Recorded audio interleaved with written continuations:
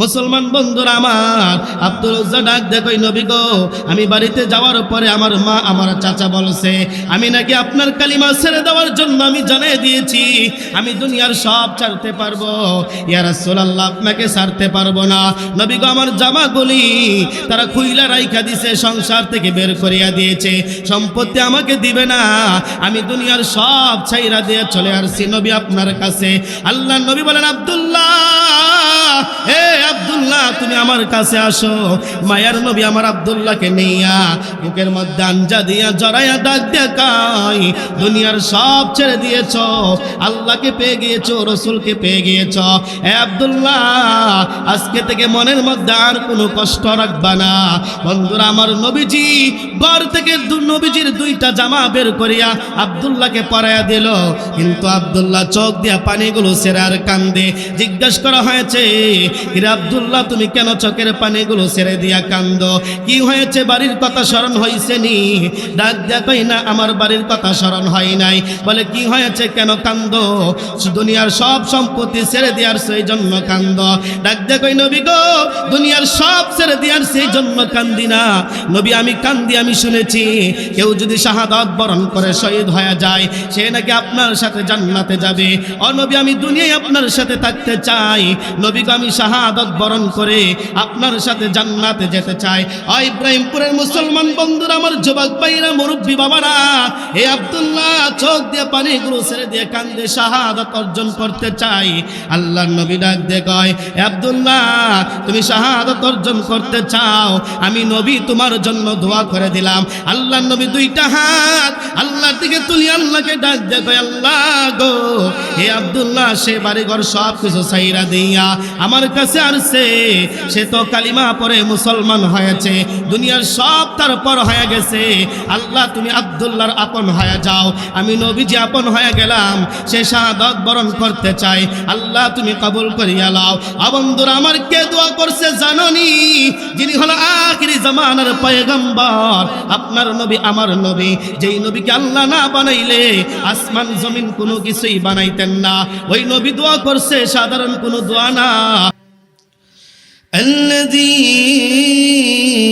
أرسل إلى الناس كافة بشيرا ونذيرا وداعيا إلى الله بإذنه وسراجا وقمرا منيرا. أما بعد، فقد قال الله تعالى في كلامه المجيد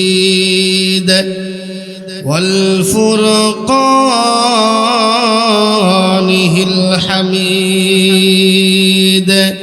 সকলেই পড়ি, আউযু বিল্লাহি মিনাশ শাইতানির রাজিম। বিসমিল্লাহির রহমানির রহিম। কুল ইন কুনতুম তুহিব্বুনাল্লাহা ফাত্তাবিউনি ইউহিব্বুকুমুল্লাহ ওয়া ইয়াগফির লাকুম যুনুবাকুম ওয়াল্লাহু গফুরুর রহিম।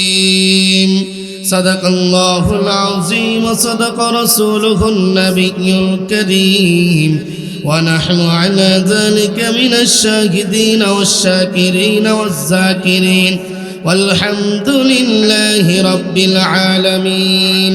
وقال النبي صلى الله عليه وسلم لا يؤمن أحدكم حتى أكون أحب إليه من والده وولده والناس أجمعين، أو كما قال النبي عليه الصلاة والسلام إن الله وملائكته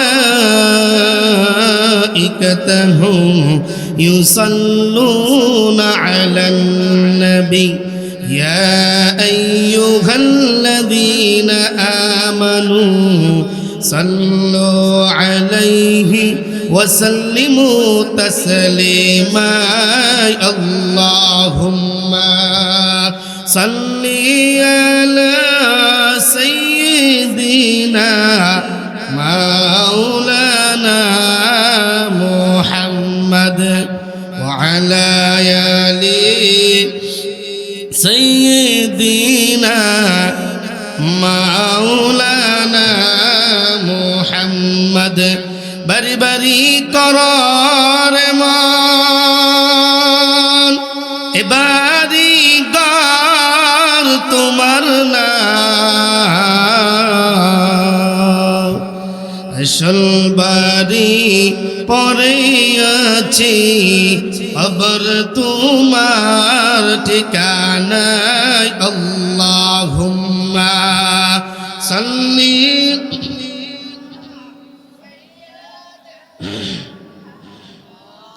লানা মুহাম্মদ ওয়া আলা আলি সাইয়্যিদিনা মাওলানা মুহাম্মদ বালাগাল উলা বিকামালিহি কাশাফাদ দুজা বিজামালিহি হাসুনাত জামিউ খিসালিহি সাল্লু আলাইহি ওয়া আলিহি সকলে জবান খুলে একটু জিকির করি লা ইলাহা ইল্লাল্লাহ লা ইলাহা ইল্লাল্লাহ লা ইলাহা ইল্লাল্লাহ লা ইলাহা ইল্লাল্লাহ হাসবি রাব্বি জাল্লাল্লাহ মা ফি কলবি গায়রুল্লাহ নূর মুহাম্মদ সাল্লাল্লাহু বলো লা ইলাহা লা ইলাহা ইল্লাল্লাহ লা ইলাহা ইল্লাল্লাহ মুহাম্মাদুর রাসূলুল্লাহ সাল্লাল্লাহু আলাইহি ওয়াসাল্লাম আল্লাহ আল্লাহ আল্লাহ আল্লাহ আল্লাহ জবান খোলে আল্লাহ আল্লাহ আল্লাহ আল্লাহ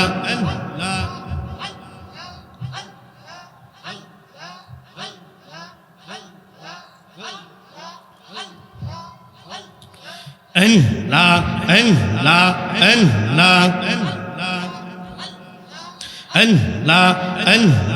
Allah, Allah, Allah, Allah, Allah, Allah, Allah.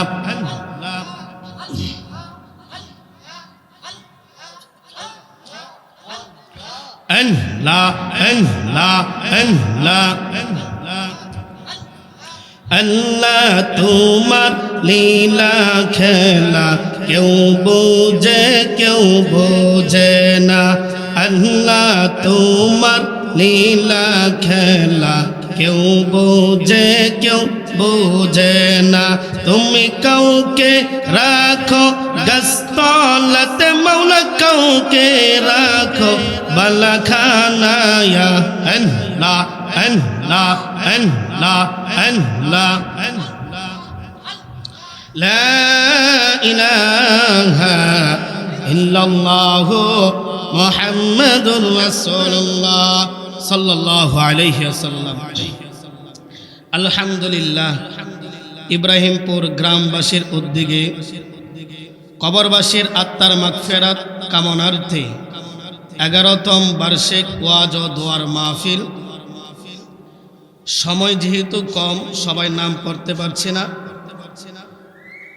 আমরা মহান রব্বুল আলামিনের দরবারে শুকর আদায় করি যে আল্লাহ রব্বুল আলামিন আপনাকে আমাকে দয়া করে মায়া করে ভালোবেসে আল্লাহর ঘর আল্লাহর এই মাহফিলের মধ্যে জান্নাতের বাগানের আশার বসার তৌফিক দান করেছেন সেজন্য মুসলমান হিসাবে ঈমানের আওয়াজকে উঁচু করে উচ্চ কণ্ঠে কালিমাতু শুকর আদায় করে সকলেই বলি আলহামদুলিল্লাহ।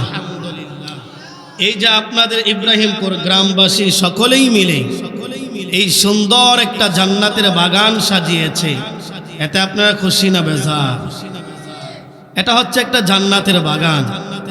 এই দেখেন কত বড় প্যান্ডেল, কত সুন্দর আয়োজন, ঠিক কিনা বলেন? এই প্যান্ডেলের মধ্যে আসলে বসলেই সব, কিন্তু বাহিরে বাজারে এখানে সেখানে সময় কাটানো, বসে থাকা, বসলে কোনো সব হবে না। এই মাহফিলের মধ্যে আসলে বসলে সব হবে।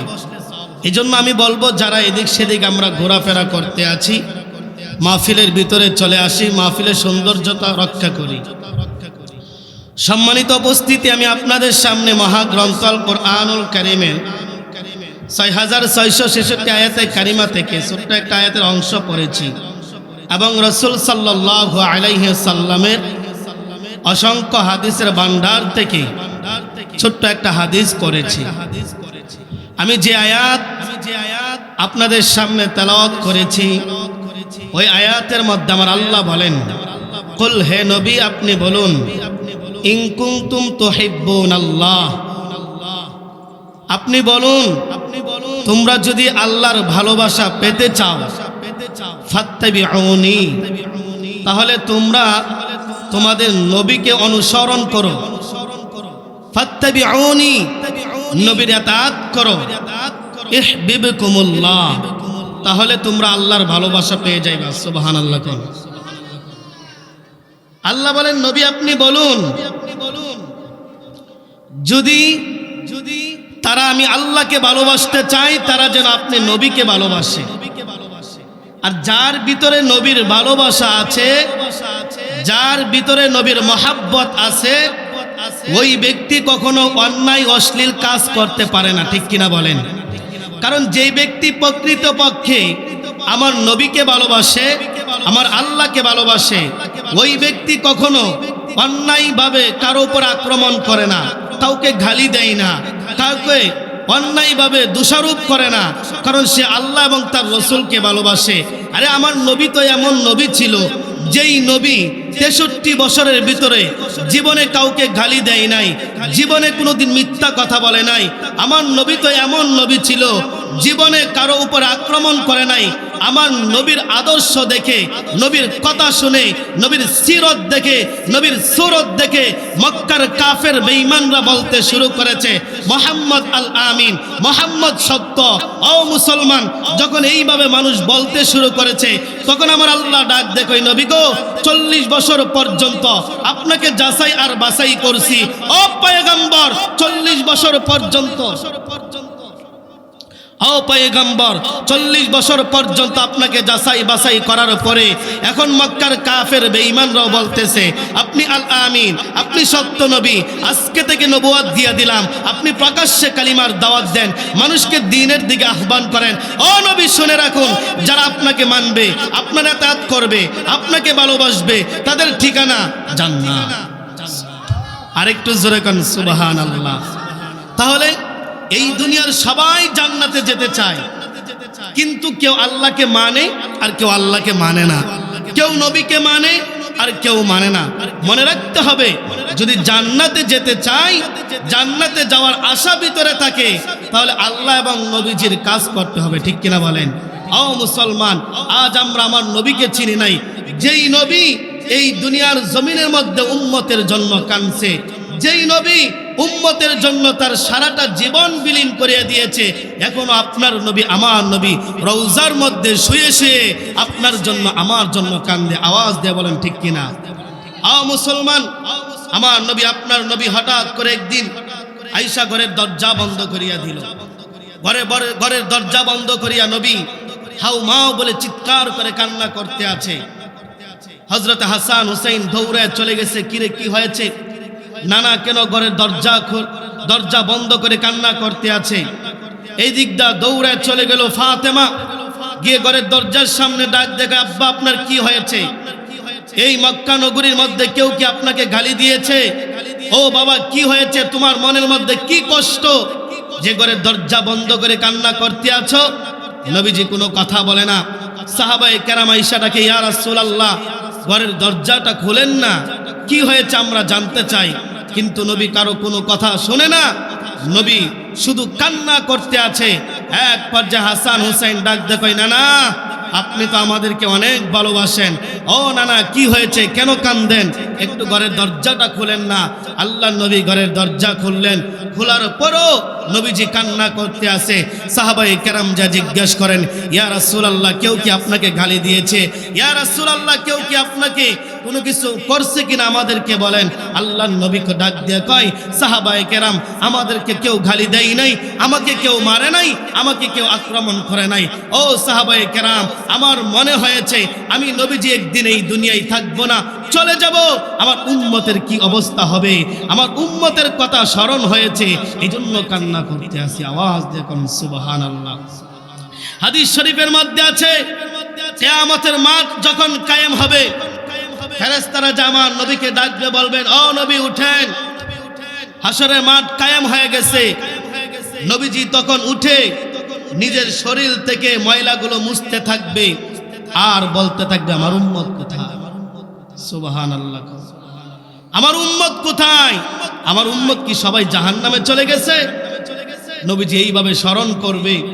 এক হাদিস শরীফের মধ্যে আছে, আল্লাহ তাআলা নবীজির সমস্ত উম্মতের আমলনামা নবীর সামনে ধরবে। নবীজি আমলনামা দেখবে আর বলবে, আই উম্মত, তোর জন্য আমি কত কষ্ট করেছি, তাইফের জমিনে আমি মার খেয়েছি। এ উম্মত, দাওয়াতের কাজ করতে যায় পেটের মধ্যে এত ক্ষুধা ছিল, উম্মত তোর জন্য পেটের মধ্যে পাথর বাঁধছি। এ উম্মত, আমাকে তায়েফের জমিনে কাফের বেঈমানরা পাথর মারছে, উম্মত রে, তোর জন্য আমি কত কিছু করলাম। এ উম্মত, তুই নামাজ পড়স নাই।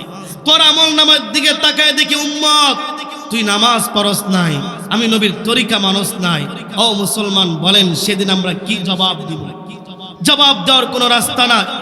এজন্য আমি বলবো, আল্লাহর নবীকে যদি আমরা ভালোবাসি, তাহলে আল্লাহকে পাওয়া যাবে।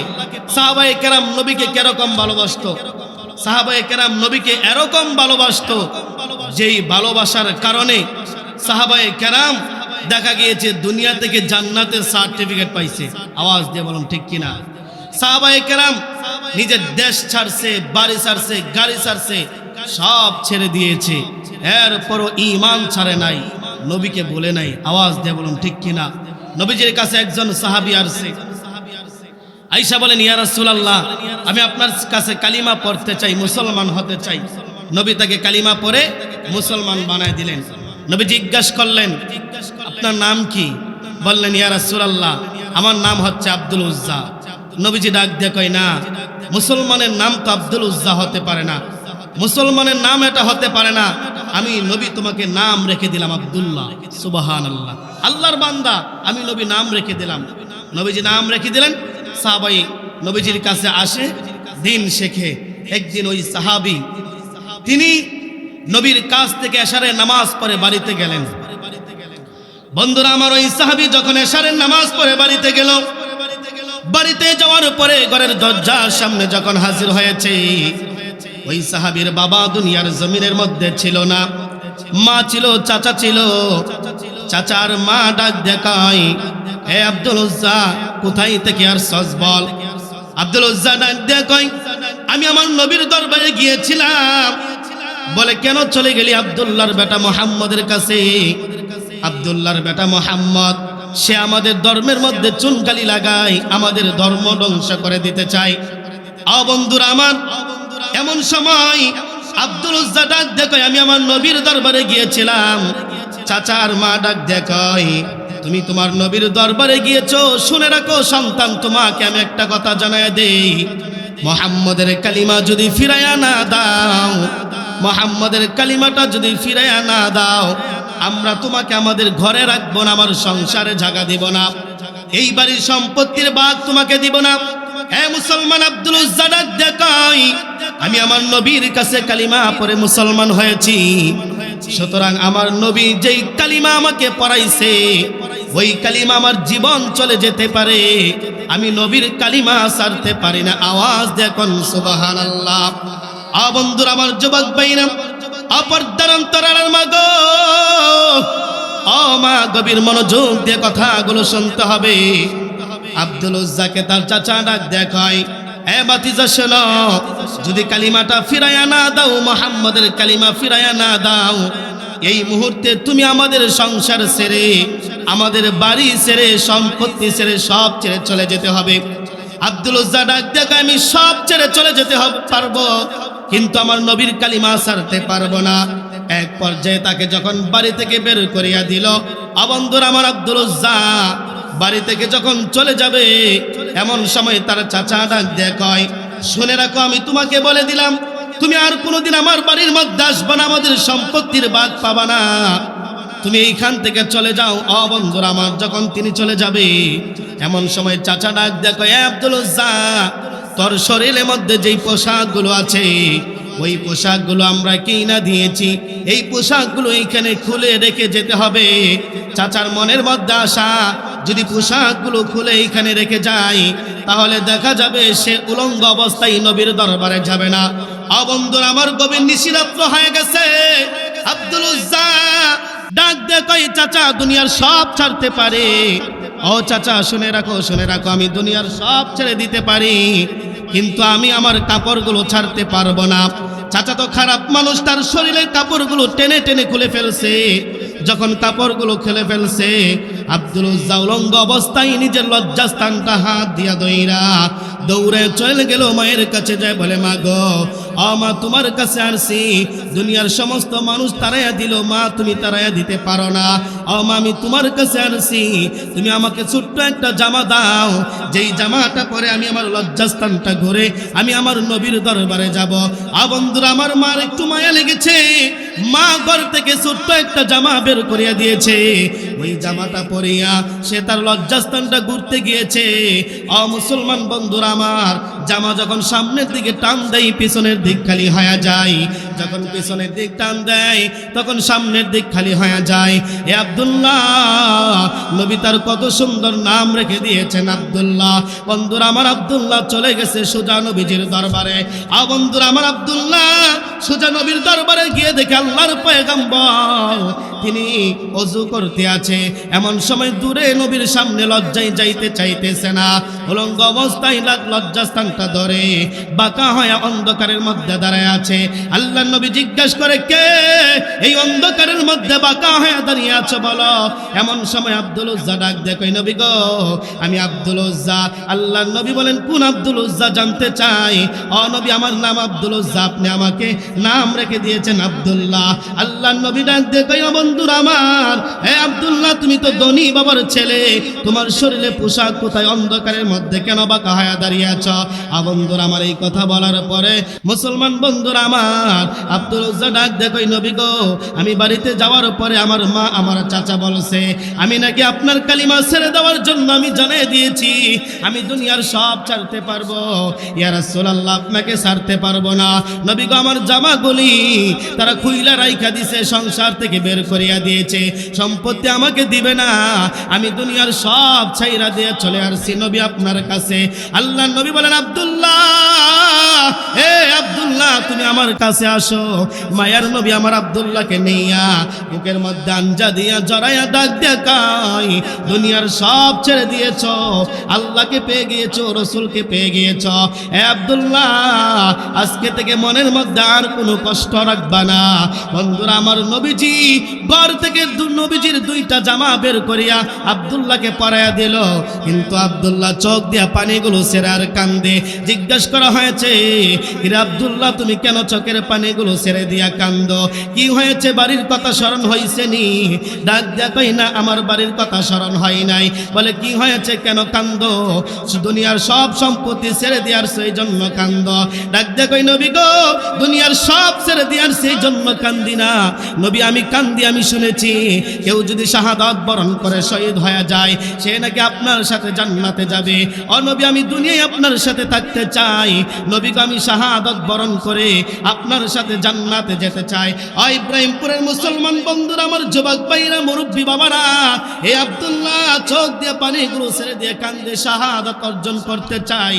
আল্লাহর নবী ডাক দিয়ে কয়, এ আব্দুল্লাহ, তুমি শাহাদাত অর্জন করতে চাও, আমি নবী তোমার জন্য দোয়া করে দিলাম। আল্লাহর নবী দুইটা হাত আল্লাহর দিকে তুলি আল্লাহকে ডাক দিয়ে কয়, আল্লাহ গো, হে আব্দুল্লাহ সে বাড়িঘর সব কিছু ছাইরা দিয়া আমার কাছে আসছে, সে তো কালিমা পড়ে মুসলমান হয়েছে, দুনিয়ার সব তার পর হয়ে গেছে।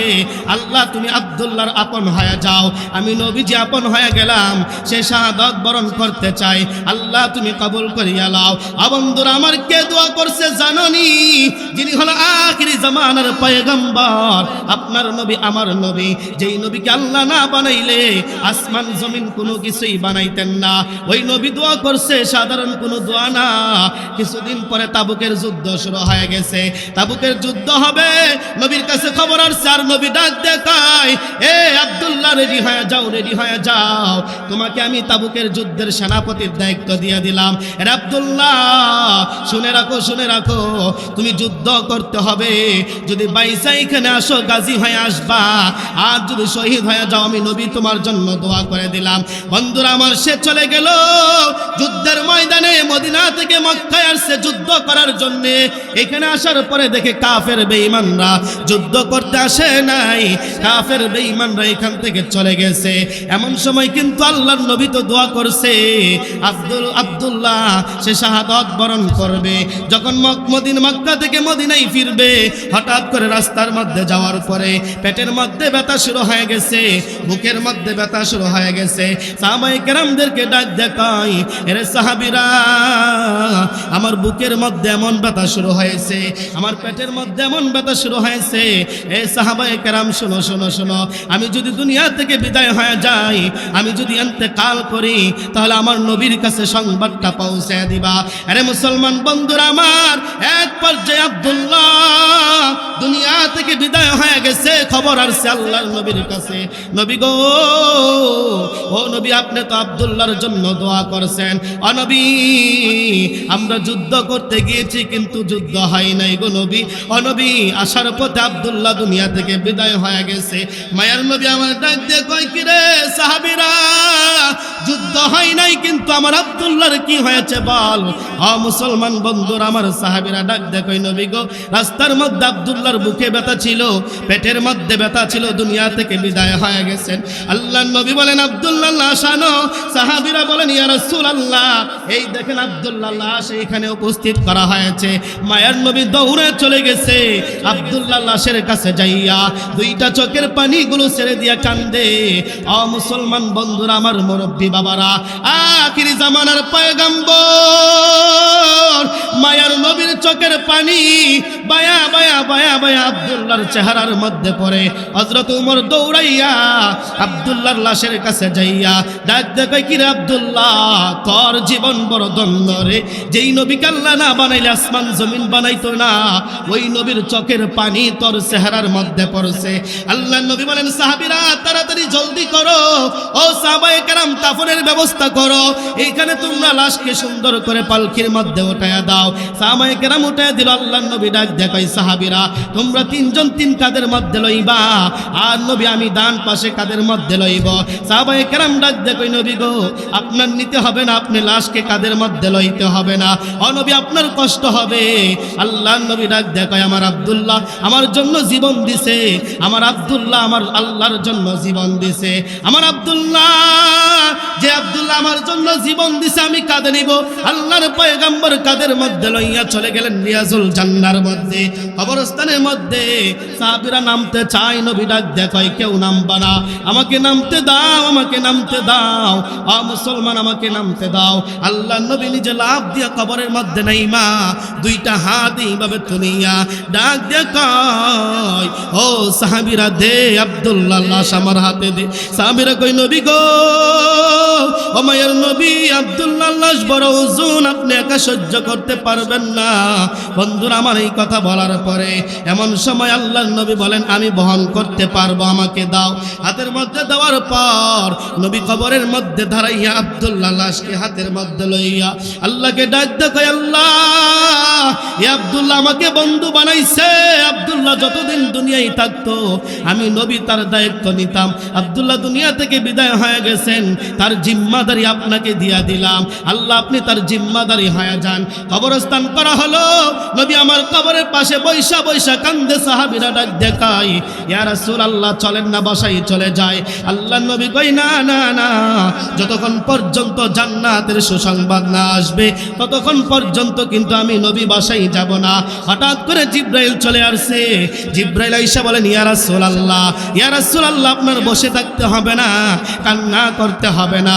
আব্দুল্লাহ লাশ যখন আপনি কবরে শুয়াইছেন, কবরে শুয়াইতে দেরি হইছে, আমার আল্লাহ আব্দুল্লাহর কবরকে জান্নাতের বাগান বানাতে দেরি করে না। আর একটু জোরে কোন সুবহানাল্লাহ। বন্ধুরা আমার, সেইভাবে যদি আমরা ভালোবাসতে পারি তাহলে আল্লাহকেও পাওয়া যাবে, নবীকেও পাওয়া যাবে। হে মুসলমান, আল্লাহর নবীর প্রেম ভালোবাসা যার ভিতরে আছে ওই ব্যক্তি কখনো নামাজ ছেড়ে দিতে পারে না। আমাদের মধ্যে কত মুরব্বী বাবা আছে, মুখের মধ্যে দাঁড়িয়ে আছে, মাথায় টুপি আছে, কিন্তু এক ওয়াক্ত নামাজ পড়ে না। মুসলমান মুরব্বী বাবারা, যুবক ভাইরা, আজকে এত বড় সুন্দর একটা মাহফিল সাজিয়েছ, আমি তোমাদের হাতে পায়ে ধরে বলে যাই, ও যুবক, নবীর ভালোবাসায় নামাজি হয়ে যাও। নবীর ভালোবাসায় আজকে থেকে তোমরা নামাজি হয়ে যাও। যদি নামাজি হয়ে যাও, নবী কিন্তু তোমাদেরকে শাফায়াত করে জান্নাতে নিয়ে যাবে। আর যদি আমরা নামাজ না পড়ি, নবীর তরিকা না মানি, ও যুবক ভাই, তাহলে আল্লাহর কাছে যা বলবো, আল্লাহ কত কিছু করছি, মাহফিল করছি, সব করছি, আল্লাহ বলে নামাজ পড়ো নাই, এত কিছু করলে কোনো লাভ নাই। এজন্য এই মাহফিল যারা সাজাইছেন, আমার যুবক ভাইরা, মুরব্বী বাবারা, ও পর্দার অন্তরালে মা বোনেরা, আপনাদের হাতে পায়ে ধরে বলে যাই, কখনো নামাজ কাজা করবা না। আর নবীর ভালোবাসা এমন ভাবে অন্তরে ঢুকাইবা, নবীকে কেউ গালি দিলে, নবীকে কেউ আক্রমণ করলে, নবীকে নিয়ে যদি কেউ বেঈমানি করে আর নবীকে নিয়ে বাজে মন্তব্য করে, আমরা জীবন থাকতে ওই নাস্তিকরে ছাড়তে পারি না। আওয়াজ দিয়ে বলুন ঠিক কিনা? বন্ধুরা আমার, সাহাবায়ে কেরাম কিরকম ভালোবাসছে, আরেকটা ছোট্ট ঘটনা বলে শেষ করে দিব। আল্লাহর নবী হযরতে বেলালকে ডাক দেখায়, এ বেলাল, বেলাল দে দে দে, প্রতিদিন তো আযান দাও হাইয়া আলাস সালাত, আজকে আযান দাও হাইয়া আলাল জিহাদ। বন্ধুরা আমার, আল্লাহর নবীর সাহাবী হযরতে বেলাল, তিনি মসজিদের মিনারার মধ্যে দাঁড়াইয়া হাইয়া আলাল জিহাদ বলে আওয়াজ দিয়েছে। সাহাবায়ে কেরাম কয়, কি রে, জলদি করিয়া যা, নবী জিহাদের ঘোষণা করে দিয়েছে। আজকে নামাজের আযান দেয় নাই, আজকে জিহাদের আযান দিয়েছে। সাহাবায়ে কেরাম কেউ হাতে তরবারি লয়, কেউ লাঠি নেই, কেউ ডান্ডা নেই, নিয়ে দৌড়ে নবীর কাছে যাচ্ছে জিহাদের ময়দানে যাওয়ার জন্য। কাতারের মধ্যে লাইন ধরতে আসে। ও মা বোনেরা, দেখেন মহিলারাও আমার নবীকে কিরকম ভালোবাসতো। বন্ধুরা আমার, যুবক ভাইরা, একজন মহিলা হাইয়া আলাল জিহাদ শুনে ঘুম থেকে উঠল। ঘুম থেকে উইটা তিনি মনে মনে ভাবতে লাগলো, আরে নবীজি জিহাদের ঘোষণা করেছে, আমার স্বামী তো নাই, যদি স্বামী থাকতো জিহাদের ময়দানে পাঠাইতাম, উপযুক্ত কোনো সন্তান নাই, যদি থাকতো জিহাদের ময়দানের মধ্যে পাঠাইতাম। এই মহিলা ঘুম থেকে উইটা চোখ দিয়ে পানিগুলো সারে আর কান্না করতে আছে। এমন সময় তার পাশে একজন ছোট্ট বাচ্চা, মাসুম বাচ্চা, বয়স মাত্র 6-7 বছর। এই বাচ্চারা ঘুম থেকে ওইটা ডাক দেখায়, ও মা, কেন কান্দো, কি হয়েছে, বাবার কথা স্মরণ হয়েছিনি? বলে, না, বাবার কথা স্মরণ হয় নাই। বলে, না, বাবার কথা স্মরণ হয় নাই। বলে, কি হয়েছে, কেন কান্না করছো বলো? বন্ধুরা আমার, এই কথা বলার পরে এই মা ডাক দেখায়, আমি কেন কান্না করছি জাননি? নবীজি জিহাদের ঘোষণা দিয়েছে, আমার উপযুক্ত সন্তান নাই, স্বামীও নাই, থাকলে জিহাদের ময়দানে পাঠাইতাম। এই মাসুম বাচ্চারা ডাক দেখায়, ও মা, আমাকে নিয়ে যাও, আমি জিহাদের ময়দানের মধ্যে যেতে চাই। বন্ধুরা আমার, যুবক ভাইরা, এই কথা বলার পরে মা তার ছোট্ট মাসুম বাচ্চাটাকে নিয়ে দৌড়ে চলে গেছে, জিহাদের ময়দানে যাবে। কাতারের মধ্যে লাইন ধরে দাঁড়িয়ে আছে। সাহাবীরা ডাক দিয়ে কই, মা গো, আজকে কোনো মহিলাকে জিহাদের ময়দানের মধ্যে নেওয়া হবে না। ও মা, আজকে কোনো মহিলাকে নেওয়া হবে না, কোনো বাচ্চাকেও নেওয়া হবে না, কিন্তু আপনি কেন আসছেন? আপনি চলে যান। বন্ধুরা আমার, এই কথা বলার পরে 7 বছরের মাসুম বাচ্চাটা মহিলা কুলের মধ্যে লইয়া সাহাবীদেরকে ডাক দিয়ে কই, সাহাবীরা তোমরা কোনো কথা বইলো না, আমাকে একটু সুযোগ করে দাও, আমি রাহমাতুল লিল আলামিনের সাথে কথা বলতে চাই। মুসলমান বন্ধুরা আমার, এই কথা বলার পরে আমি রাহমাতুল লিল আলামিনের সাথে কথা বলতে চাই। এমন সময় নবী আয়েশা বলেন, মা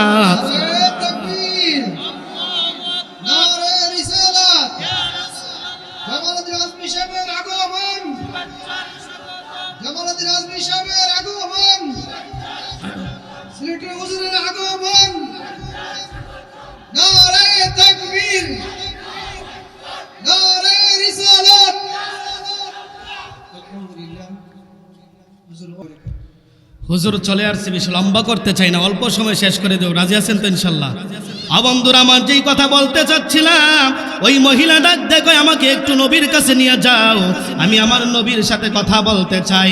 নবীর কাছে যখন নিয়ে গেল, বন্ধুরা আমার, এই কথা বলার পরে মহিলা ডাক দেখো, নবী গো, আমার স্বামী দুনিয়াতে নাই, থাকলে আপনার সাথে যুদ্ধের ময়দানে পাঠাইতাম। ইয়া রাসূলুল্লাহ, ইয়া হাবিবাল্লাহ, ওগো নবীজি, আমার এই 7 বছর বাচ্চারা নিয়ে আসছি, আপনি জিহাদের ময়দানের মধ্যে নিয়ে যান। বন্ধুরা আমার, এই কথা বলার পরে 7 বছরের বাচ্চাকে জিহাদের ময়দানে নিয়ে যাবে। আল্লাহর নবী ডাক দেখায়, ও মা, আবেগে নিয়ে আসছেন বুঝতে পারছি, কিন্তু আপনার এই 7 বছরের বাচ্চা যুদ্ধের ময়দানে যাইয়া তরবারি চালাইতে পারবে না, তীর ধনুক চালাইতে পারবে না।